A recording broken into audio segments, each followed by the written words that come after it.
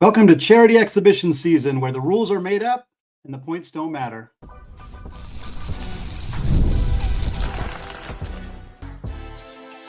You are Locked On Zags, your daily podcast on the Gonzaga Bulldogs. Part of the Locked On Podcast Network, your team every day. What is going on, y'all? Welcome into the Locked On Zags podcast, part of the Locked On Podcast Network, your team every day. I'm your host and longtime Gonzaga podcaster, Andy Patton, here to bring you news and updates on all things Zag athletics. Today's episode of Locked On Zags is brought to you by FanDuel. Folks, place your first $5 bet, and you will get started with $200 in bonus bets guaranteed. Just visit FanDuel.com to get started. Well, Gonzaga lost to USC on Saturday in a game that just didn't matter. We're going to discuss the good things we saw. We're going to discuss the bad things we saw, but that we're not super concerned about. And then we're also going to discuss the bad things we saw that, well, we are a little bit more concerned about. The good, the bad, and the ugly that we saw from Saturday's game against USC. Plus, we close out the show if talking about Grand Canyon. Are they even joining the WCC at all? Some interesting news coming out of them, out of that situation with them getting pursued by the Mountain West Conference. We'll get to that. To close out the show, we start Gonzaga USC Saturday, Acrisure Arena, charity exhibition game. $6.99 on pay-per-view. I know many of you watched it. I know many of you probably did not watch it. We're going to talk all about what happened in this game. The Zags ended up falling to the Trojans 96-93. And look, it's no fun to lose any basketball game. It's no fun to lose to Eric Musselman. I get it. I know that. That is true, but there is not really any reason to panic about this. We'll talk about the things we saw that were a little concerning. Like I said, it's not like it's nothing. Like we completely ignore it. But there are some specific reasons that I think that we should throw out the result of this game entirely. Number one, they weren't even following the full rules. You could not foul out of this game. They called fouls. There were plenty of fouls called. Both teams shot over 30 free throws, but it's because if you committed 5 fouls, you didn't have to exit the game. This is not that uncommon for exhibition games. It's actually fairly common for them, but I think just that rule alone is a pretty significant alteration to strategy, alteration to this being kind of mimicking a real game. I mean, that's a massive difference. 2 players on Gonzaga would have fouled out. Braden Huff played 5 more minutes than he would have been able to play after he committed his 5th foul. Graham Ike also fouled out. There's players on USC that fouled out that continued to play afterwards. So that's obviously a significant factor in terms of the additional physicality in this game, the additional substitution patterns that were a little bit different because you don't have to be as protective of players when they pick up their 2nd foul or their 3rd foul, things of that nature. But the other thing, before we get into the good things that happened in this game, I think the key part of this game, both coaches had different agendas for completely understandable reasons. This isn't a situation of like, oh, Mark Few didn't care as much about winning as Eric Musselman. That's not the case. Both coaches wanted to win. But Mark Few is returning 7 of their 8 rotation players from last year. They did not need to figure out how their starting 5 looks together. Obviously, those guys played a lot of minutes, but there was a different agenda for Mark Few's team. They were trying to figure out how Khalif Battle looks with the starting 5. I don't know. So for those who don't know, Khalif Battle started instead of Nolan Hickman. The starting lineup was Nembhard, Battle, Ajayi, Greg, and Ike. Maybe that's going to be the starting lineup this season. I don't want to pretend that I'm just dismissing that as not a possibility. It's a distinct possibility. It's also possible that Mark Few really wanted to see Ajayi in battle with the other projected starters in Nembhard, Ike, and Ben Gregg. But outside of that, 5 minutes in the game, Mark Few made a hockey substitution. He brought in 5 new players. Ismaila Diani, who just turned 18, who may not play more than 15 minutes this season, came into this game 5 minutes in. That's not going to happen in the regular season. It's not a knock on Diani. It's not going to happen. When Gonzaga finally got some momentum towards the end of the first half, they brought in Jun-Suk Yeo. And look, Yeo played well. Again, I'm really not trying to trash him. He had a pretty solid performance in a few minutes, but that's not a substitution that you're going to see in the regular season. Gonzaga was trying to find certain things that work. They wanted to see how the starting lineup looked together. They wanted to see how Battle looked in that mix. They wanted to see what Inocente looked like playing with certain players. They gave a lot of run to Braden Huff. They gave very little run to Ben Gregg. There was a clear agenda to mix and match some lineups. That's not what USC was doing because USC has a completely new team. Eric Musselman's trying to figure out his best group. So that's why St. Thomas played 38 minutes in this game. Only one player in Gonzaga played more than 30 minutes, and that was Ryan Nembhard. St. Thomas played 38 minutes. Desmond Claude, their starting point guard, played 32. And again, I get this from Eric Musselman's perspective. You got to figure out who's going to work, who's going to play well together. But they played a tight rotation, whereas Mark Few played, I think 8 guys played more than 10 minutes per game. Maybe that happens occasionally in the regular season in blowout games, but it's not going to happen in a close game like this. Again, doesn't mean the game is pointless or anything like that, but that is a huge caveat when assessing a game that ultimately came down to a 3-point victory for USC. That is a massive difference in strategy in this game and should be strongly considered when evaluating this game. Let's talk about the good things, then we'll talk about the bad things in the second segment, then we'll get you out of here with that Grand Canyon conversation. The good things, Khalif Battle was as advertised. He looked great. He's an outstanding scorer. He's a versatile scorer. He's a quick twitch athlete. He was really, really fun to watch for folks who didn't get a chance to watch this game. Not only is Khalif Battle going to be very good, which we've been saying on the show, which has been a common theme heading into the season, he's just really fun to watch. 20 points in this game, 3 rebounds and an assist. He was 6 of 13 from the field. That included going 4 of 8 from 3. He was also 4 of 4 from the free throw line. We saw him utilized as both the screener in pick and rolls as well as the ball handler in pick and rolls. But mostly what we saw him do was get ahead of steam, go to the basket, attempt to draw contact, get to the free throw line. He breaks down defenses better than we've seen. We have not seen very many Gonzaga players ever break down defenses the way that Khalif Battle did. There was a particular play where he came up to set a screen for Nolan Hickman. It was a called out play. Hickman cleared out the post player. Battle came up for the screen. Very quick dump off after that. Battle had just a split second of time before the defenders reacted to the pick. He gets straight to the basket. As soon as he starts going, the entire USC defense adjusts dramatically because they know his ability to get to the rim. That leaves Michael Ajayi just on an island alone under the basket. Battle easy slip pass to him for a dunk. Those are the kind of plays you're going to see a lot this year. And if it's not easy dunks at the rim, it's bigs rotating over to defend him. And if they're a step short, if they're a step late, he's going to get 2 points he's going to get 2 points and he's going to get another one at the free throw line. If they're not a step late, he's going to be able to kick it out to somebody like Ben Gregg or Braden Huff out of the 3-point line, and they're going to get an easy one that way. We saw some of that already from him. This was a really nice performance from Battle. Michael Ajayi looked really good as well. I mentioned him getting that easy slip dunk. He had a couple of those. Finished this game with 13 points on 5 of 9 shooting. That included 3 of 5 from 3. 47% shooter last year, so we saw that look really good from him in this contest. He also had 6 rebounds, and he is a tenacious rebounder. Again, we knew this. 10 rebounds per game last year. Mark Few said he's one of the best rebounders they've ever had. He went after every single rebound. He occasionally commits some fouls in that area, and that's something we'll see if that becomes an issue for him at some point. But he looked like a fantastic role player, and I think that's the thing with Ajayi is he's coming from a situation where he was such a focal point of the team's offense at Pepperdine that can he adjust to being in a different role? In this game in particular, he looked very comfortable in that situation. Didn't need the ball in his hands a ton, but when he had opportunities to take open shots, he knocked them down consistently, and he was a hellraiser on the defensive glass. The MVP of this game, though, was Ryan Nembhard. 19 points, 8 assists, 1 steal, 0 turnovers. 8 assists and 0 turnovers. We're never going to get tired of that. We're never going to get tired of him putting up numbers like that. It is insane levels of efficiency for him, playing against guards who are good, guards who are physical. He was typically being guarded by Desmond Claude, who was 6 inches taller than him, and he was a wizard. 5 of 8 from the field. He missed his 2 3-point attempts, but that means he was 5 of 6 from the field on 2-pointers. 9 of 10 from the free throw line. Was just absolutely fantastic on the offensive side of the ball. Did most of his damage in the second half when Gonzaga needed him to score a little bit more. He was bullied a bit defensively, and we will get to that, but looked really good on the offensive end of the floor. As a team, Gonzaga shot 40.6% from 3, 9 of 22. They also shot 26 of 33 from the free throw line. That's just under 79%.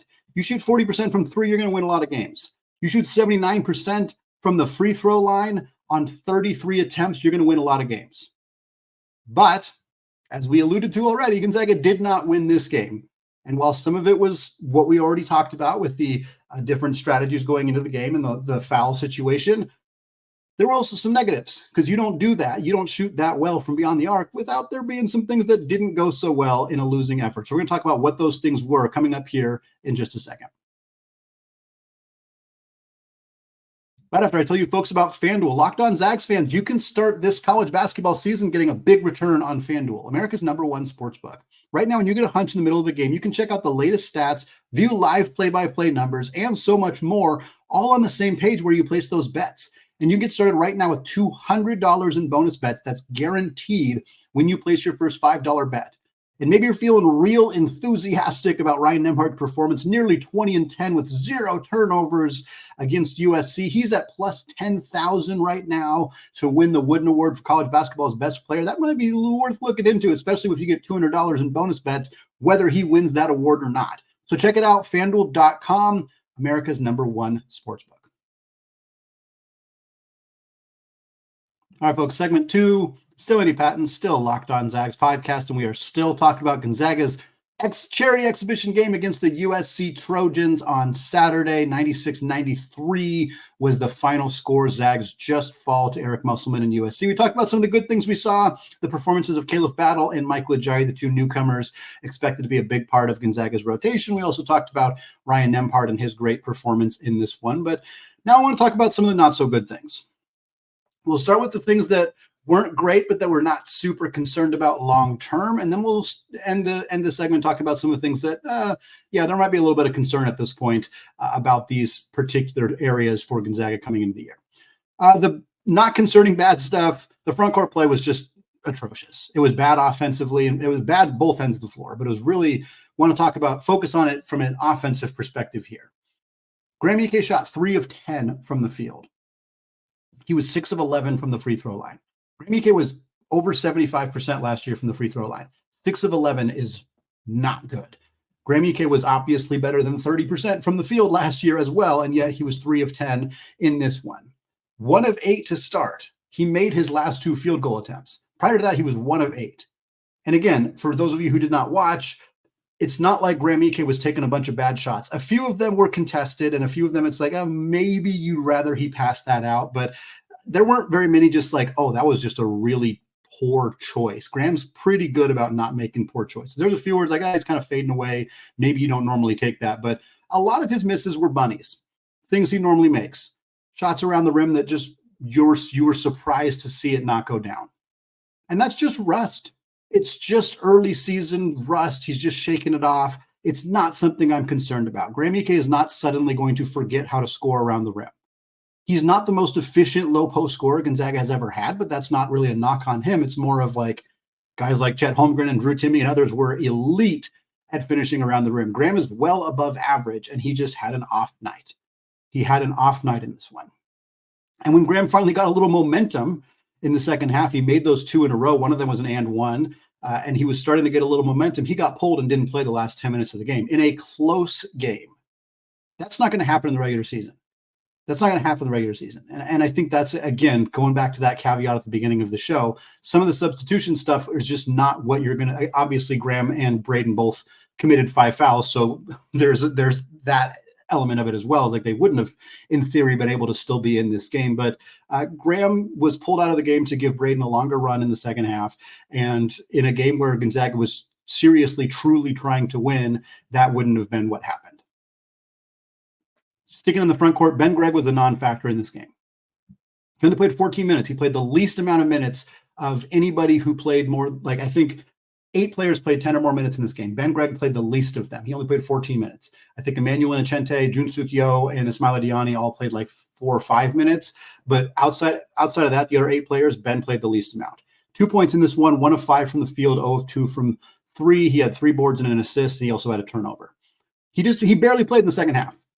He didn't do a whole lot in the first half, and then in the second half, it was pretty much just Braden Huff and Michael Ajayi. After Graham Ike came out, we saw very, very little of Ben Gregg. Not concerning. Not concerned about that. I don't know if there was a reason he didn't play in the second half very much, if they were concerned about maybe he was just not feeling well, and they were like, there's no point in risking it and pushing it. Maybe they just really wanted to see more of Braden Huff.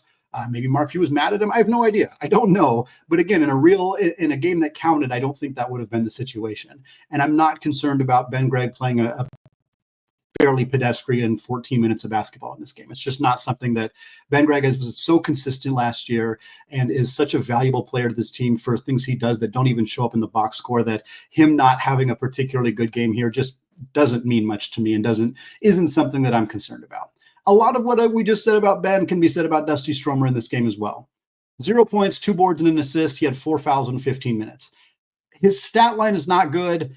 I thought he was better on the court than the stat line indicates. He played some really aggressive physical defense, got called for some fouls for that. Some of them I thought were a little bit ticky-tack, but some of them were legitimate fouls. I mean, he's just got to work on that in that area, but he's an aggressive defensive player. That's what Mark Few wants him to be. That's what this team is expecting him to be. So that's going to be something that you see from him going forward. He didn't take a bunch of bad shots. He didn't have a bunch of ugly turnovers. He just wasn't super impactful offensively. It's a little bit like Ben Gregg. And again, I think Gonzaga was trying really hard to work the ball in the paint. They wanted a lot of touches for Graham. They wanted a lot of touches for Braden. They wanted touches for the new guys. They wanted to get Khalif acclimated to this offense in a game situation. They wanted Michael adjusted to this offense in a game situation. So guys like Ben Gregg and Dusty Stromer, this wasn't a game for them to go out there and hack up a whole bunch of shots.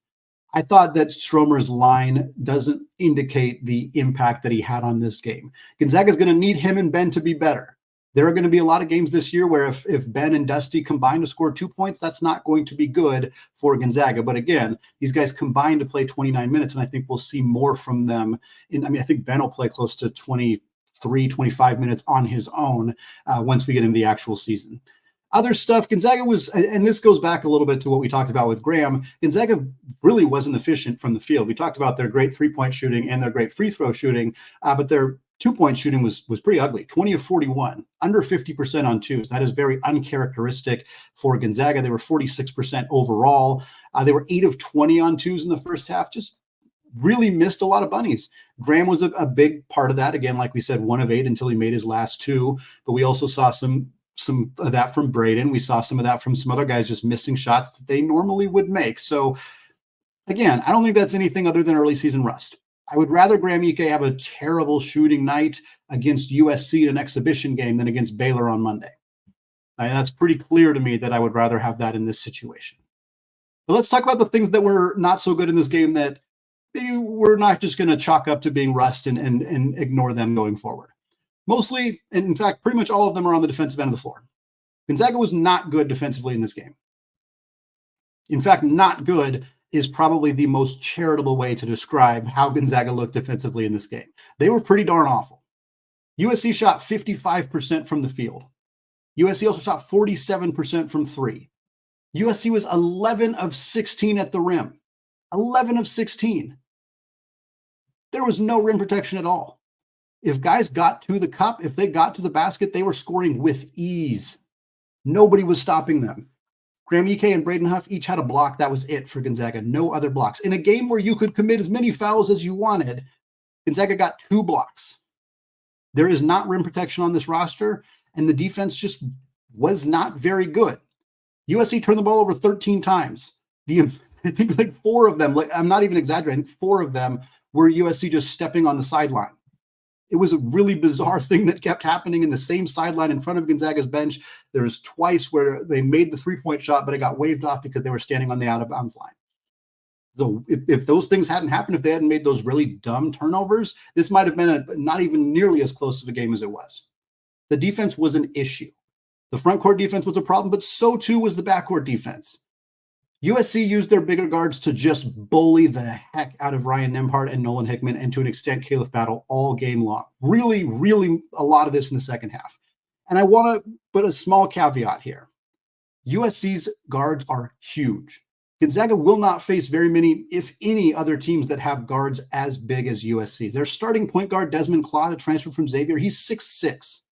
Their starting shooting guard, St. Thomas, transfer from Northern Colorado, he's 6'7".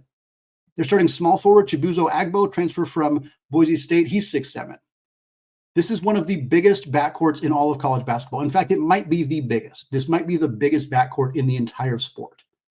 So while, yes, they bullied Ryan Nembhard and they bullied Nolan Hickman and they got those guys in isolation and went to the cup and had no resistance from the front court, a lot of that is not stuff that most teams will be able to do against Gonzaga. That does not mean it is not a concern. It only takes one team that figures out how to do that to end your season a lot earlier than you want it to end. And at the end of the day, unfortunately, some of that is going to be hard stuff for Gonzaga to fix throughout the season. Ryan Nembhard's not going to get bigger. You hope that Dusty Stromer's functional strength is at a point where he can be more impactful against those players. He played some good defense and had some guys hit some tough shots over him. Matt Nolan, the Yale transfer, had one just ridiculous shot where Dusty was smothering him and he still knocked it down. That's going to happen. Those things happen. But if Nembhard and Hickman are going to get pushed around like that, you need to be able to have somebody else like Dusty or Battle step up and be able to guard those guys. Now, again, Nembhard's going to play 35 plus minutes per game. Most teams are going to have at least one smaller guard that you can stick Nembhard on. This USC team was in a situation where their smallest guy on the floor was 5 inches taller than Ryan Nembhard. That's just an unfortunate situation that you can't really deal with. You can't bench Ryan Nembhard if he's going to go out and put up 19 and 8 with 0 turnovers. So that's a concern, and it's a concern that probably doesn't go away. Again, a lot of matchups aren't it's not going to be relevant in a lot of matchups, but when it is, that's going to be tough. And the best way to mitigate guards who can bully our guards and get to the rim is with somebody who can step up and protect the rim. And Gonzaga doesn't look like they have that guy. The last negative thing I want to talk about here, Braden Huff just did not look good in this game. He just didn't. If you're box score hunting, you're going to see 12 points and 9 boards in 19 minutes. You're going to see he shot 5 of 9. You're going to think, well, this doesn't seem like he was that bad. He did not look good.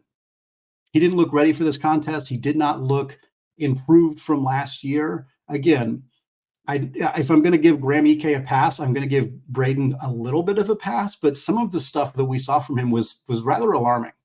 He was defending Josh Cohen, who's the big man for USC, who's a transfer from UMass, who's a very skilled technical big who's good at drawing contact. So you're playing a player who's good in that position. But Huff fouled him 3 times in the first 10 minutes, and most of them were dumb. Keeping his hands up like this instead of going straight up, just falling for pump fakes, just making mistakes. He fouled him on an easy lay-in that he'd already released that just gave him an extra free throw. Like, you can't do that kind of stuff. It was not a strong performance from Braden Huff in a situation where it's concerning whether he can fill the role that Gonzaga needs him to fill this year. He made some bad decisions offensively as well. He wasn't just struggling on the defensive end. He had a 3-point attempt where there was no need to take the shot. He wasn't heavily defended, but it was early in the shot clock. He didn't seem like he'd gotten his feet fully set. The first thing he hit was the backboard. It was an ugly, ugly shot. He forced up a couple shots around the rim in double or triple coverage. He didn't seem capable or interested in trying to pass out of those situations. Things that you'd expect from a freshman, things that you'd expect from somebody who is still learning the system. But for a guy who was as impactful as he was last year, albeit against mostly inferior opponents, it was frustrating to see him not seem to have developed. And I want to be clear, I don't think that this is an indication that he's going to be regress all year long or anything like that. He may have just had an off night. And again, we're giving a pass to Graham and to Ben and some others. So maybe Braden will clean up some of that stuff. Like we said, he ultimately finished with 12 points on 5 of 9 shooting. It's not like he was horrendous, but a lot of his points came on offensive rebounds. A lot of them were on tip-ins. He also had 3 turnovers. It just wasn't a game. It wasn't Braden's best night by any stretch of the imagination. And in games where Graham's going to get in foul trouble, that's going to happen. You're going to need to rely on Braden. And if he can't perform against good opponents, that's going to be a problem for Gonzaga going forward.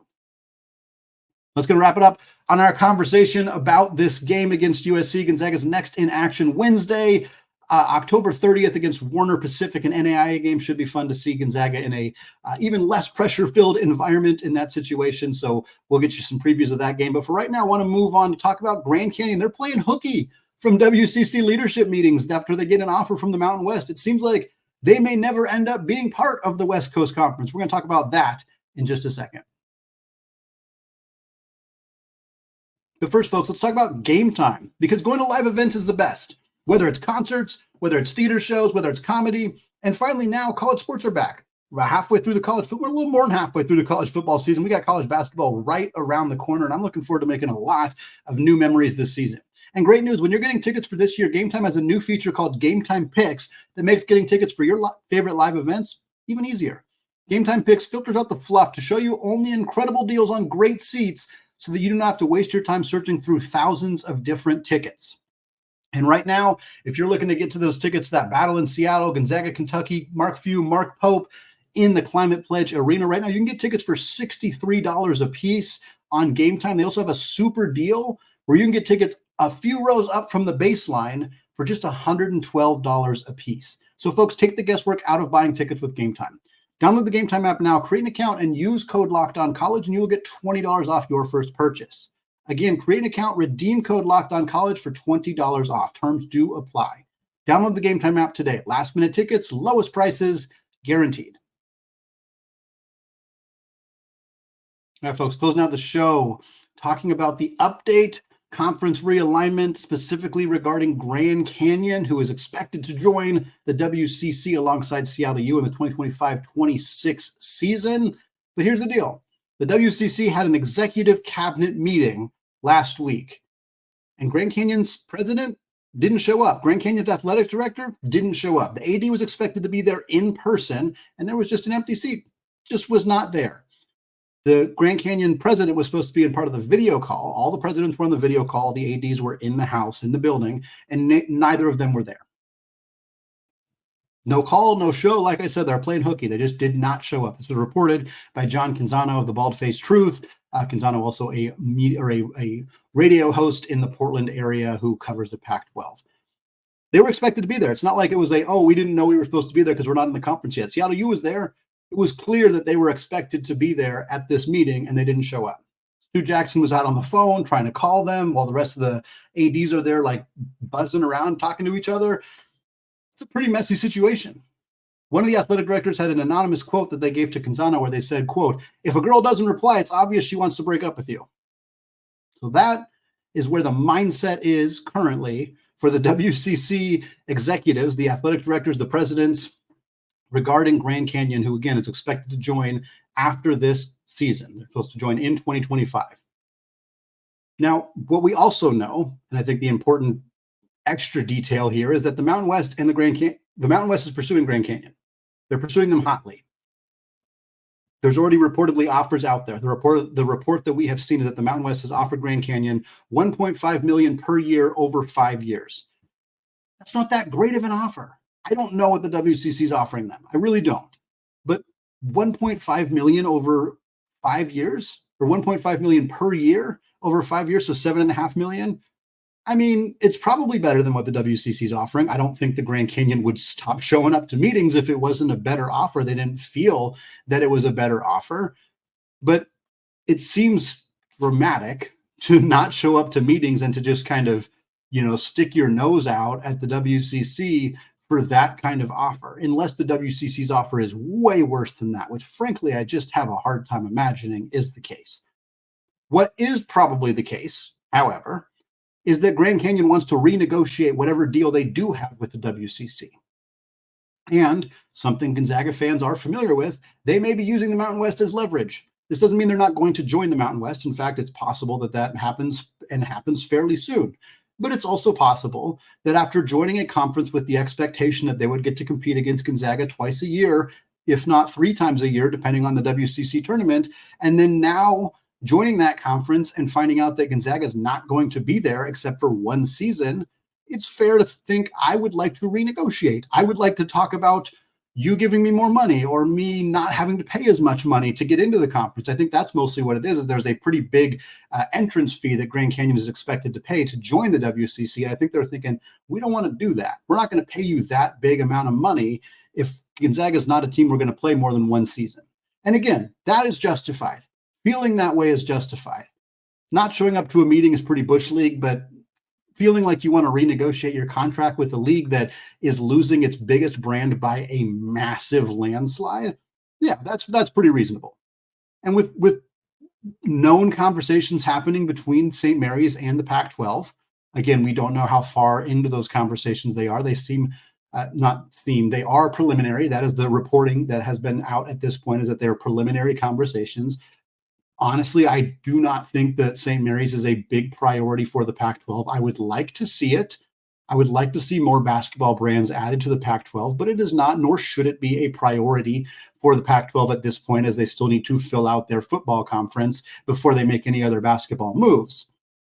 But if you're Grand Canyon and you don't feel like the Pac-12 is calling, which I think is part of this conversation, if they felt the Pac-12 was at all realistic, I don't think that they would be seeming to get very chummy with the Mountain West. So if you don't feel the Pac-12 is calling, Gonzaga is not going to be part of the WCC, and you're even slightly concerned that St. Mary's could be out the door, I could see feeling a little pressure to maybe not do this, to find another way out, or at least to say, hey, we're not going to give you a bunch of money to join your conference. If you want us in the conference, we now are going to, we now have a little bit of a leverage. We got more negotiating power. We don't want to pay this amount of money. And if you say you have to pay it, we're just going to jump to the Mountain West.